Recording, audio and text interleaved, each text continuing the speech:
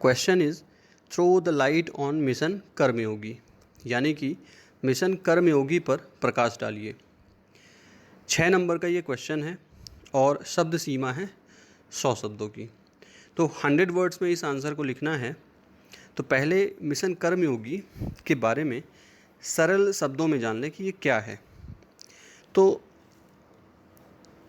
जो civil servants हैं, bureaucracy में रिफॉर्म लाने के लिए, सिविल सर्वेंट्स में रिफॉर्म लाने के लिए ये एक विशेष ट्रेनिंग प्रोग्राम है। एक बात हो गई। दूसरी बात, ये जो ट्रेनिंग प्रोग्राम है इसे कहीं भी बैठ करके ट्रेनिंग ली जा सकती है। कौन लेंगे ट्रेनिंग? जो सिविल सर्वेंट हैं, जो पहले से कहीं पोस्टेड हैं। इस तरह के जो पहले से पोस्टेड सिविल सर्वेंट्स हैं पूरे देश में लगभग इनकी संख्या 2.5 करोड़ है। इसका मुख्य उद्देश्य है कि रूल बेस्ड अप्रोच से आगे बढ़ कर के रोल बेस्ड अप्रोच में जाना, यानी कि एक जो सिविल सर्वेंट है उससे ये अपेक्षा की जा रही है कि आप जो नियम कायदे कानून हैं केवल उनको पालन करने से आगे बढ़ करके जो आपका रोल है सोसाइटी के लिए, जो आपका रोल है उस रोल को पूरा करने के लिए आप आगे बढ़ें और उसको पूरा कर सकें, उसको पूरा कर सकने में सक्षम बनने के लिए आपके लिए ये ट्रेनिंग दी जा रही है। ठीक, तो ये तो हो गया एक आउटलाइन।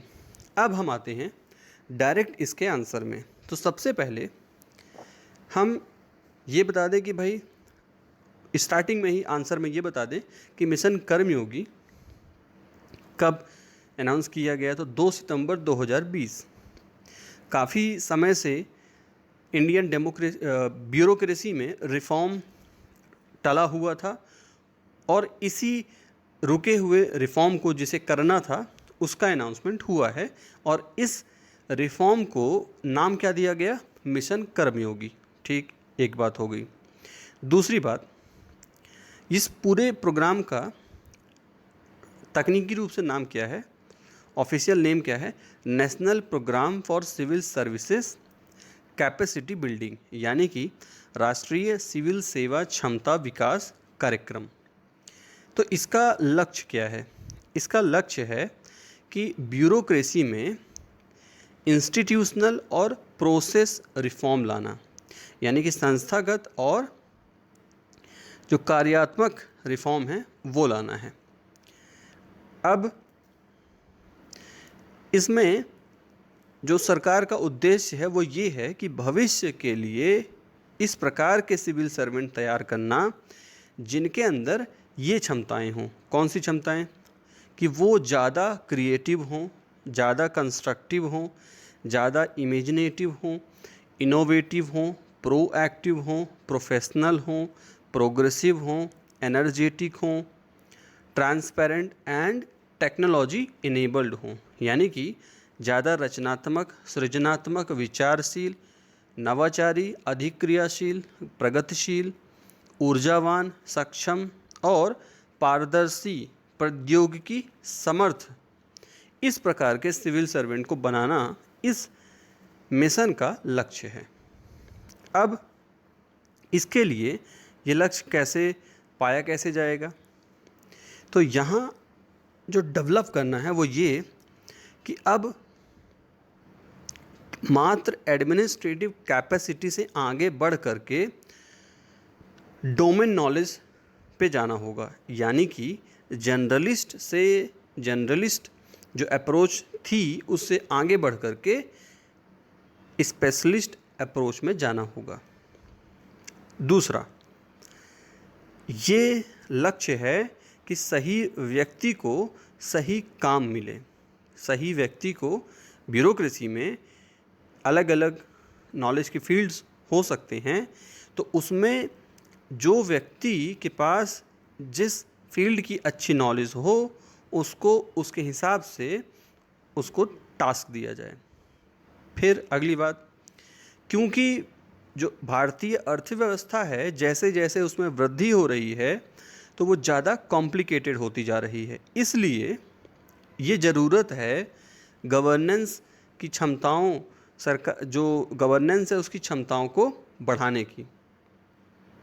अब ये जो प्रोग्राम है इसको डिलीवर करने का जो प्लेटफॉर्म है कि भाई ट्रेनिंग तो होगी, तो ट्रेनिंग कहाँ होगी, तो इसके लिए एक ऑनलाइन ट्रेनिंग प्लेटफॉर्म बनाया गया है जिसको बोला गया integrated government online training platform, यानी कि IGOT, कर्मयोगी डिजिटल प्लेटफॉर्म, जहाँ ऐसा कंटेंट रहेगा, उस ट्रेनिंग का जो कंटेंट रहेगा वो ऐसा रहेगा कि जिसमें विश्व भर से जो सबसे अच्छा सिस्टम है, जो तरीका है, उसको लिया जाए और ये भारतीय जो संस्कृति है उससे जुड़ा हुआ रहे।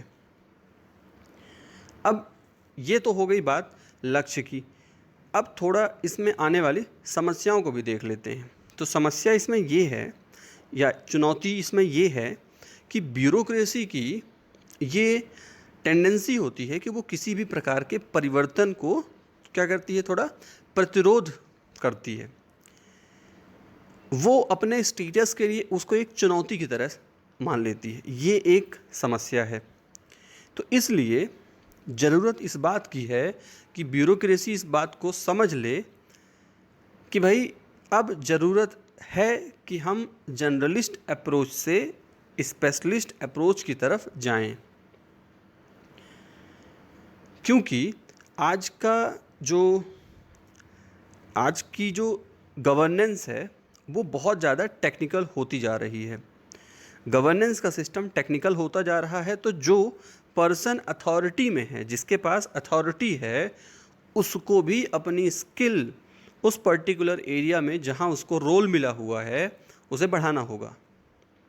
तो इस तरह से ब्यूरोक्रेसी को भी जो व्यवहारिक परिवर्तन आ रहे हैं उसको स्वीकार करना चाहिए और ऐसा नहीं मानना चाहिए कि जो उनका स्टेटस है ये उस पर आक्रमण है। तो कंक्लूडिंग वर्ड ये रहेंगे, हमें यहाँ पे ये बात लिखनी है कि जो ब्यूरोक्रेसी में जो एक आलस पना है वो इसमें एक चुनौती है। और ये भी नहीं भूलना चाहिए कि जो राजनीतिक हस्तक्षेप रहता है, राजनीतिक हस्तक्षेप भी कहीं ना कहीं जिम्मेदार है इसके लिए। उदाहरण के लिए अशोक खेमका, हरियाणा के IAS ऑफिसर हमारे सामने प्रस्तुत हैं, जिनका कि 52 बार ट्रांसफ़र हो चुका है उनके कैरियर में अब तक। तो इस तरह से ये कहा जा सकता है, लास्ट लाइन में हमें लिखना है कि इस तरह से ये कहा जा सकता है कि मिशन कर्मयोगी आसान टास्क, आसान रिफॉर्म नहीं रहेगा, लेकिन ये उचित दिशा में लिया गया, बढ़ाया गया कदम है। तो लास्ट लाइन ध्यान रखना है, क्या बोलना है कि ये जो रिफॉर्म है ये आसान तो नहीं रहेगा, लेकिन ये उचित दिशा में लिया गया कदम है। तो इस तरह से ये जो आंसर है इसका अप्रोच होना चाहिए।